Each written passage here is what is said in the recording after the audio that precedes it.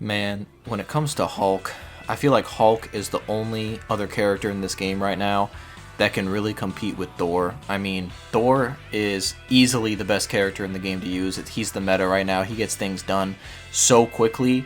But the Hulk, in fact, I might even prefer using the Hulk more than Thor just because I find the Hulk to be slightly more fun. But he's also not just as powerful, but he's only a little bit weaker than Thor, I would say, right? So this high heroic build with Hulk is just outrageous. His Thunderclap damage is incredible. His Stranglehold damage, his R1, that's incredible as well. And the Bone Shaker Stranglehold combo, you literally do Bone Shaker, you taunt the enemies, and then you follow it up with Stranglehold or Thunderclap, and you kill all the enemies that you've taunted. They all can drop heroic orbs if you've got that correct skill equipped. You can automatically get all of your skills back, and it's just, you can just keep the cycle going infinitely. Like, Hulk really can just run through things with such ease. So let's take a look. Looking at the raw numbers, so we got Valor 446, Proficiency 105. As always, with these high heroic builds, always want to focus on the Valor first, and then try to get the Proficiency in there as well for that critical chance. That Proficiency is always helpful as well. So let's take a look at these actual pieces.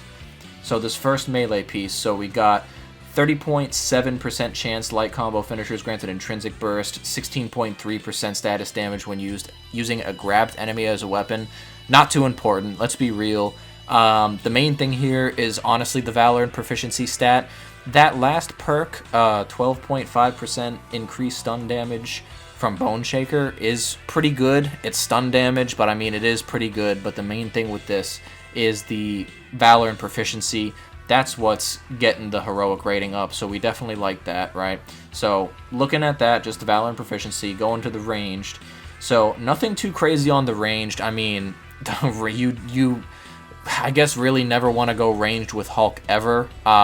So I would be curious to see what a ranged build with Hulk would look like. I'm interested to see what that's like. But the perks here, nothing crazy at all. I mean, the 37.6% chance hitting an enemy with a ranged critical attack grants a damage buff. That's not bad at all, right?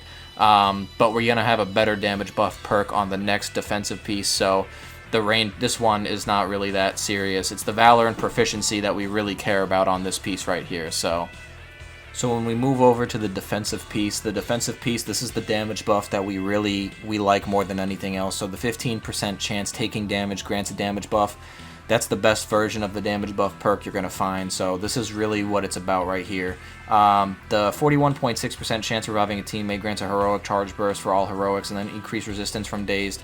Again, minor, not too serious. The Valor on this is actually pretty low.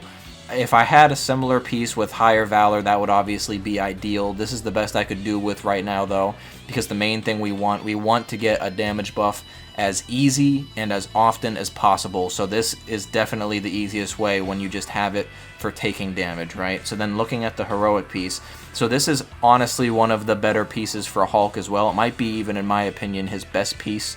It increases the damage dealt to taunted enemies by 20%. And then 36.1% chance defeating taunted enemies granted damage buff. This whole thing is incredible. And I mean, look at that Valor. The Valor goes up to freaking 79. That's like, this might be the highest singular piece of gear that I've seen with that high of a stat. I mean, it's actually kind of crazy. But yeah, so the increased damage, flat 20% increased damage dealt to taunted enemies.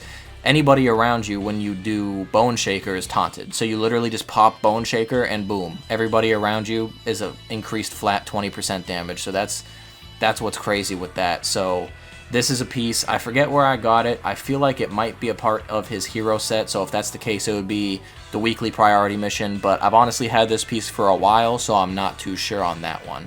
So when we look at the minor artifacts, so we're just looking at the two pieces, that's two Valor minor artifacts, right? So it just has the Valor set on it, nothing else. So I keep on saying this with all the other builds as well. You can get a rare that just has Valor on it, but it's going to cap you out with a power level of 148. What you really want to get is to 150 if possible. However, these can be difficult to find if you're just trying to find them from chests. So that your best bet, in my opinion, is to do the shield and inhuman faction gear vendors daily. Just check every single day, every 24 hours they reset. They sell at least one epic minor artifact with a singular stat attached to it. And there's always a chance that it could be what you want, whether you're trying to find one that's just straight valor, straight might, straight precision, excuse me. Whatever you're looking for, it has a chance to be there daily. So, and then with the major artifact, it never changes, right? You're always going to switch, when we're talking about the most damage output, you're always going to switch between the Sacred Norn Stone of Lethal Will and the Tactagon. So, well, obviously you don't have to always switch to the Tactagon. It depends on what build you're trying to work out, right? So obviously the Tactagon increases melee and the heroic stat more than anything else. So for this build, obviously, which is a high valor build, you want to switch to the Tactagon right after you activate the Sacred Norn Stone of Lethal Will, just to get that stat increase. Obviously, it doesn't seem like a lot, but you want to get as much little stat increase as you can at this point, just so you can help with the damage, right? But yeah, so that's basically looking like the Hulk build. If you enjoyed this video, feel free to like, subscribe. I'm going to leave with a video clip of the Hulk doing this in action. It's really crazy. He can output just almost as much damage as Thor, so I hope you enjoyed it. Thanks for watching the video.